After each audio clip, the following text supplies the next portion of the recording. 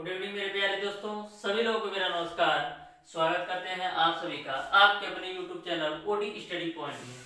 तो प्यारे दोस्तों, लास्ट क्लास में मैंने आप लोगों को चैप्टर नंबर 15 औसत के क्वेश्चन नंबर 17 तक सारे प्रश्नों का सॉल्यूशन करवा दिया था। आज की क्लास में मैं आप लोगों को सॉल्व करवाऊंगा क्वेश्चन नंबर 18 के। तो स्टार्ट करते हैं आज की क्लास को। क्लास स्टार्ट करने से पहले सबसे पहले वीडियो को शेयर कर दीजिए अपने दोस्तों के पास। तो स्टार्ट करते हैं आज की क्लास को। देखते हैं क्वेश्चन नंबर 18। क्वेश्चन नंबर 18 को ध्यान से समझिएगा। किसी विद्यालय के शिक्षकों का औसत वेतन रुपया 1500 है। दो शिक्षकों को नियुक्ति के बाद कुल वेतन रुपया 2000 बढ़ गया और औसत वेतन रुपया 50 घट गया। शिक्षकों की वर्तमान संख्या कितनी है, यह आपको याद करना है। यह क्वेश्चन आपके यूपी पॉलिटेक्निक एंट्रेंस एग्जाम 2014 में पूछा गया क्वेश्चन है। तो यह क्वेश्चन बहुत ही महत्वपूर्ण और बहुत ही इंपॉर्टेंट क्वेश्चन है। ध्यान से इस क्वेश्चन को समझिएगा। सबसे पहले बोला गया है किसी विद्यालय के शिक्षकों का औसत वेतन रुपया 1500 है। दो शिक्षकों के नियुक्ति के बाद कुल वेतन रुपया 2000 बढ़ गया और जो औसत वेतन होता है वो 50 घट गया। शिक्षकों की वर्तमान संख्या कितनी है यह आपको याद करना है। तो सबसे पहले मैं मान लेता हूं कि शिक्षकों की वर्तमान संख्या x है। मैं मान लिया, माना कि शिक्षकों की वर्तमान संख्या, शिक्षकों की वर्तमान संख्या बराबर मैंने मान लिया x। बोला है कि जो इनका औसत है वो आपका है 1500। यहां पर वेतन का जो औसत दे रखा है, वेतन का औसत बराबर आपको दे रखा है 1500। तो मैंने आपको बताया था कि जो संख्याओं का योग होता है संख्या गुणे औसत होता है। यहां पर बात की गई है वेतन का, तो सभी शिक्षकों का या लिख सकते हैं यक्ष शिक्षकों का वेतन का योग, क्योंकि मैंने शिक्षकों की वर्तमान संख्या माना है यक्ष। तो लिखेंगे यक्ष शिक्षकों का वेतन का योग, वेतन का योग। तो वेतन का योग क्या होगा? संख्या गुणे औसत, यानी कि शिक्षकों की संख्या गुणे औसत होगा। यहाँ पर यक्ष शिक्षकों की वेतन का योग, तो औसत गुणे शिक्षकों की संख्या। औसत आपका दे रखा है 1500 और शिक्षकों की संख्या है x, यानी कि आपका आ जाएगा 1500x। यहां तक आपको क्लियर है। फिर आगे क्वेश्चन में बोला गया है कि दो शिक्षकों की नियुक्ति के बाद कुल वेतन रुपया 2000 बढ़ जाता है, यानी कि इस समय कुल जो वेतन का योग है आपका 1500x है।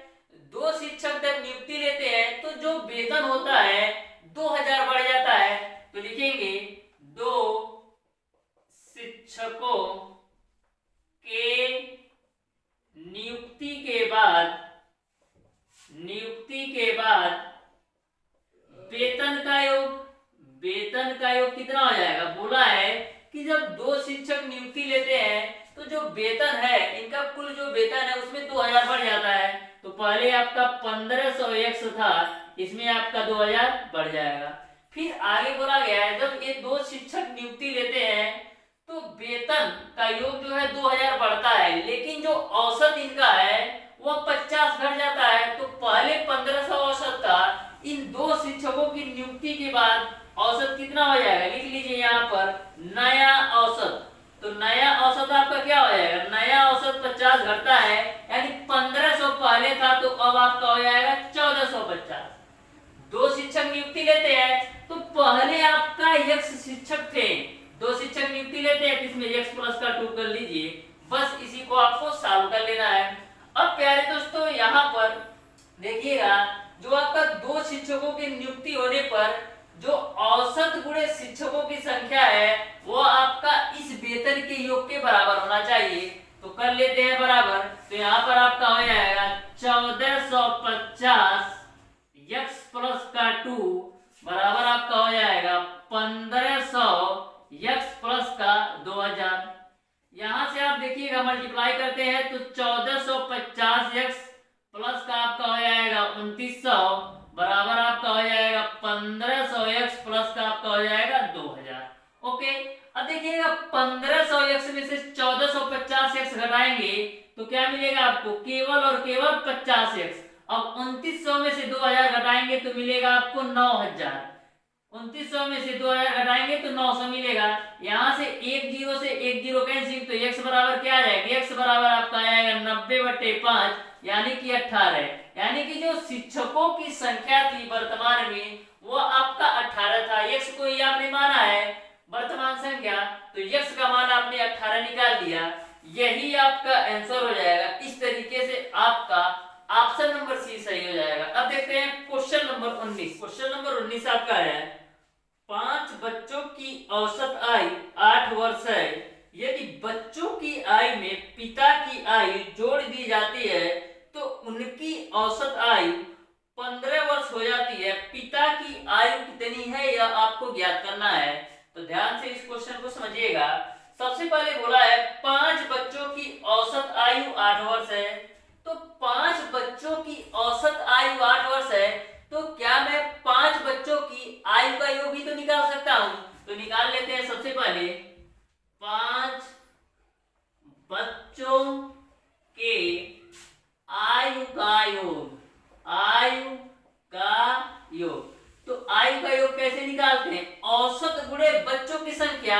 यहाँ पर कितने बच्चे हैं, 5 बच्चे, तो 5 हो जाएगा, और जो औसत आपका है 8 यानी कि 40। यानी कि आपने निकाल लिया कि 5 बच्चों की जो आयु का योग है वह 40। फिर आगे क्वेश्चन में बोला गया है यदि बच्चों की आयु में पिता की आयु जोड़ दी जाती है तो जो औसत है वह 15 हो जाता है। तो 5 बच्चे प्लस का पिता की आयु का योग निकाल लीजिए, की आयु का योग। अब 5 बच्चों के साथ साथ पिता की भी आयु को जोड़ा जाए तो दोनों का यानी बच्चों और पिता का आयु का योग कितना होगा, इसको निकालने के लिए आप क्या करेंगे, औसत गुणे संख्याओं की संख्या। तो यहाँ पर जब पिता सम्मिलित हो जाता है बच्चों में तो जो औसत हो जाता है वो आपका हो जाता है 15।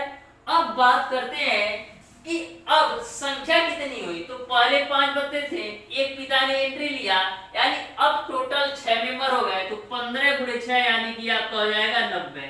यानी कि पिता सहित 5 बच्चों के आयु का योग आपका है 90। आपको निकालना है कि पिता की आयु कितनी होगी। तो देखिएगा यहाँ पर पिता सहित 5 बच्चों की आयु का योग है 90, यहाँ पर 5 बच्चों की आयु का योग है 40। तो क्या मैं इस 90 में से 40 घटा दूंगा तो हमारा पिता की आयु आ जाएगा। तो यही आपका आंसर हो जाएगा। इस तरीके से इस क्वेश्चन का जो आंसर होगा वो आपका ऑप्शन नंबर ए सही हो जाएगा। देखिएगा क्वेश्चन नंबर 20, देखिएगा ध्यान से समझिएगा। क्वेश्चन नंबर 20, क्वेश्चन नंबर 20 आपका है 45 एवं 55 वर्षीय दो महिलाओं को 2 महिलाओं से विस्थापित करने पर 11 व्यक्तियों की औसत आयु 2 वर्ष से अधिक हो जाती है। इन 2 महिलाओं की औसत आयु क्या है। तो ध्यान से इस क्वेश्चन को समझिएगा। बोला है कि 45 और 55 वर्षीय 2 महिलाओं को 2 महिलाओं से प्रतिस्थापित करने पर जो 11 व्यक्तियों की औसत आयु है वह 2 वर्ष बढ़ जाती है। यानी कि यहाँ पर आपको स्पष्ट समझना है कि जो महिलाओं की संख्या है वह आपका है 11, महिलाओं की संख्या वो आपका है 11। बोला है कि 45 और 55 2 महिलाएं प्रतिस्थापित होती है, जो टोटल औसत है वह आपका 2 बढ़ जाता है। तो टोटल संख्याओं की संख्या यानी महिलाओं की संख्या 11 है, इसमें 2 से हम गुणा करेंगे तो हमको पता चलेगा कि जो टोटल महिलाओं का योग है वह कितना बढ़ रहा है, 22 बढ़ रहा है। ठीक, कितना प्रतिस्थापित हो रहा है, एक 45 की और एक 55 की। बस इसी को आपको सॉल्व कर लेना है। तो यहाँ से आपका हो जाएगा 22 और यहाँ से आपका हो जाएगा 100 और 22 122। यानी कि दोनों महिलाओं की जो आयु का योग है वह आपका है, दोनों महिलाओं की आयु का योग जो है वह आपका है 122। आपको निकालना है औसत, तो 2 से इसमें डिवाइड कर दीजिए। यानी कि दोनों महिलाओं का जो औसत है वह आपका 61 वर्ष हो जाएगा। इस तरीके से आपका ऑप्शन नंबर डी सही हो जाएगा। अब देखते हैं क्वेश्चन नंबर 21। क्वेश्चन नंबर 21 आपका है, एक बल्लेबाज अपनी 91वीं पूर्ण पारी में कुछ रन बनाता है जिससे उसका औसत 59.6 से बढ़कर 60 हो जाता है। बल्लेबाज ने 91वीं पारी में कितने रन बनाए यह आपको ज्ञात करना है।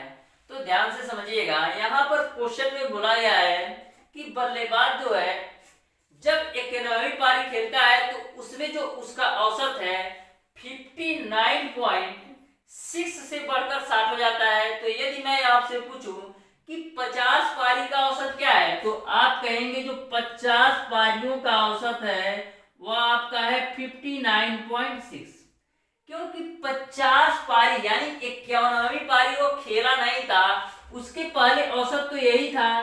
तो 50 पारी का औसत क्या हो जाएगा, 50 गुणे 59.6 से हम मल्टीप्लाई करेंगे तो आपको 50 पारियों के रनों का योग निकल जाएगा। तो मल्टीप्लाई कर लेते हैं, एक जीरो से एक दशमलव आपका चला जाएगा तो 5 गुणे 596। अब मल्टीप्लाई करा दीजिए तो 5 छक 30 को 0, फिर 5 9 45 3 48 को 8 बचे 4, 5 बचे 25 4 29, यानी कि 50 पारी के रनों का योग जो है वह आपका है 2980। फिर बोला है कि जब 91वीं पारी खेलता है तो जो रन का औसत 59.6 है यह बढ़कर 60 हो जाता है। तो अब आपके 51 पारी हो गए और औसत आपका हो गया 60। अब आपको निकालना है कि 51 पारी पूर्ण रूप से खेलने के बाद रनों का योग क्या होगा। तो 1 जीरो हो जाएगा, 6 कम 6 और 6 कम 6 और 6 25 30, यानी कि 3060। तो यहाँ पर देखिएगा 50 पारियों के जो रनों का योग है 2980 है और आपके 51 पारियों का योग है 3060। तो क्या मैं 51 पारी में से 50 पारी घटाऊंगा तो हमारा एक पारी कहाँ जाएगा, हमको केवल 91 पारी निकालना है। तो देखिएगा 51 पारी का है 3060, इसमें से 50वीं पारी निकाल देते हैं तो 2980 निकालेंगे। 2980 निकालेंगे तो कितना मिलेगा, 80।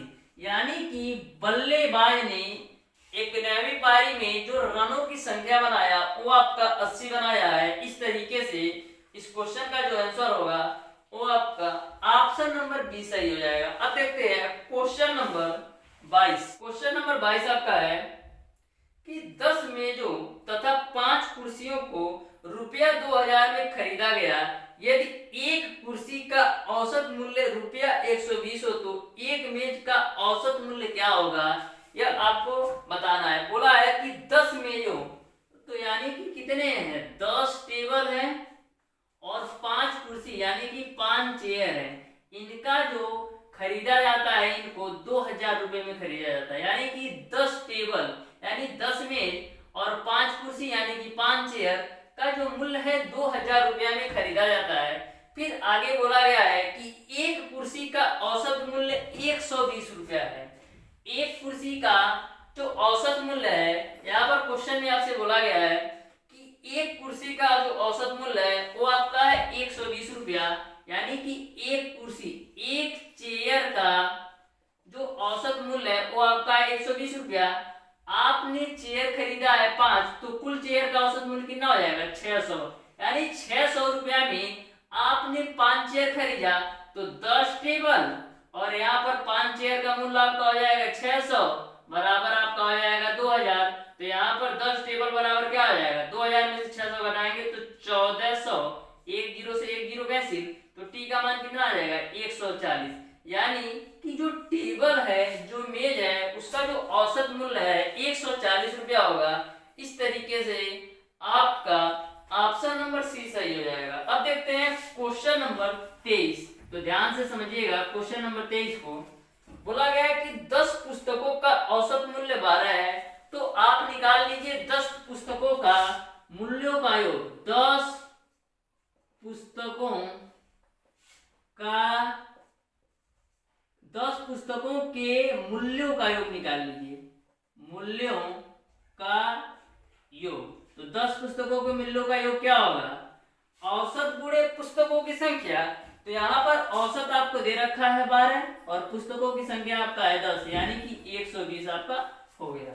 फिर आगे क्वेश्चन में बोला गया है जबकि इनमें से 8 का औसत मूल्य 11.75 है तो 8 पुस्तकों के मूल्य का योग निकाल लीजिए।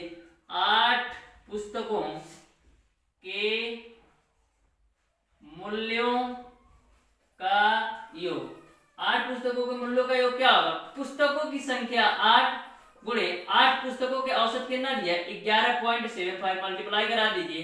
8 पचे 40, 8 सत्ते 56, 4 60 को 0, 11 88 और 6 जोड़ेंगे तो आपको मिलेगा 94, यानी कि 8 पुस्तकों के मूल्यों का योग आपका है 94।